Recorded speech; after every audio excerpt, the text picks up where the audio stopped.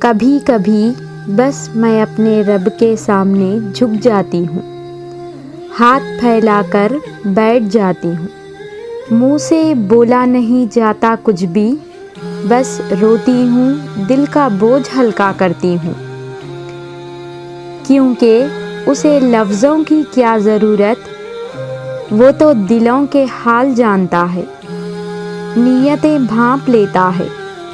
بس یہی کہتی ہوں، یا اللہ تیری بندی بہت کمزور ہوں، میں نے لوگوں کے سامنے رویا، انہوں نے مجھے اور رلایا، نہ میری کوئی بات سمجھی اور نہ ہی اپنی کوئی بات سمجھائی۔ پھر ایک دن میں اپنے رب کے سامنے روئی، ایک وہ دن تھا اور ایک آج کا دن ہے۔ پھر میری آنکھوں میں کبھی آنسو نہ آئے۔ رب نے نہ صرف مجھے سنبھالا بلکہ مجھے بلندیوں تک پہنچایا۔ مجھے انسانوں سے نہیں، صرف تجھ سے امید ہے میرے رب، مجھے ہمیشہ اس راستے پر چلا جو صرف تیری طرف عطا ہو۔ پتہ ہے محبت کیا ہے؟ حضرت محمد صلی اللہ علیہ وسلم کا ہر رات تہجد میں روتے ہوئے دعا کرنا، یا اللہ میری امت، یا اللہ میری امت کو بخش دینا۔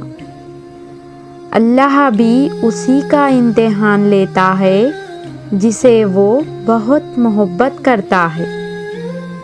جس دعا میں آنسو ہو، الفاظ نہ ہو، وہ بہترین دعا ہے کہ رب کیفیت جانتا ہے، اور جو آنسو توبہ کے لیے بہائے جائے وہ دوزخ کی آگ کو بھی ٹھنڈا کرنے کی صلاحیت رکھتا ہے۔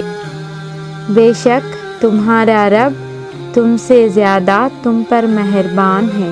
خوش نصیب ہوں میں کہ مسلمان ہوں میں، کسی کو سلام کروں تو نیکی، کسی کو مسکرا کے دیکھوں تو نیکی، کوئی کام شروع کرنے سے پہلے بسم اللہ پڑھوں تو نیکی، کسی اچھے کام کا سوچوں بھی تو نیکی، غصہ قابو کروں تو نیکی، سیدھے ہاتھ میں گلاس پکڑ کے پانی پیوں تو نیکی، اپنے ماں باپ کو مسکرا کے دیکھوں تو حج کا ثواب۔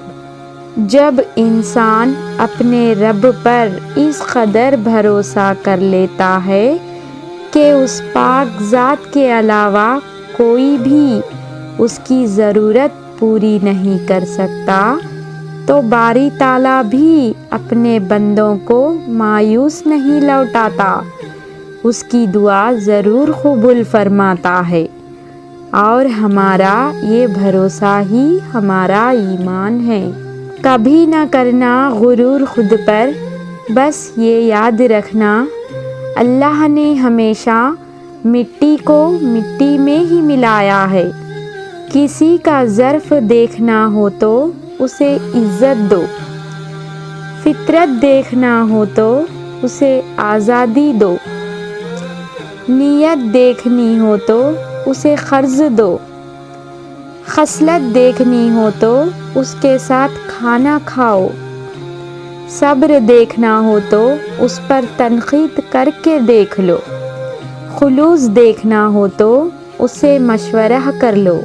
انسان کے جسم کا سب سے خوبصورت حصہ دل ہے، اگر یہی صاف نہ ہو تو چمکتا چہرہ کسی کام کا نہیں۔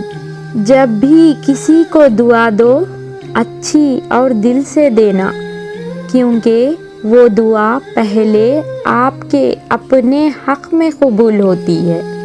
صبر کرنے والے سکون میں رہتے ہیں، کیونکہ انہیں معلوم ہوتا ہے کہ اللہ بہتر کرے گا۔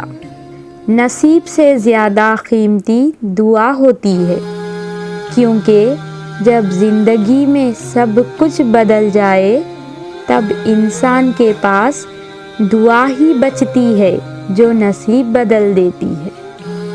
تم دعا مانگو پھر اللہ پر چھوڑ دو، اگر وہ چیز بہتر ہوگی تو ضرور ملے گی، کیونکہ اللہ جو کرتا ہے وہ بہتر ہوتا ہے۔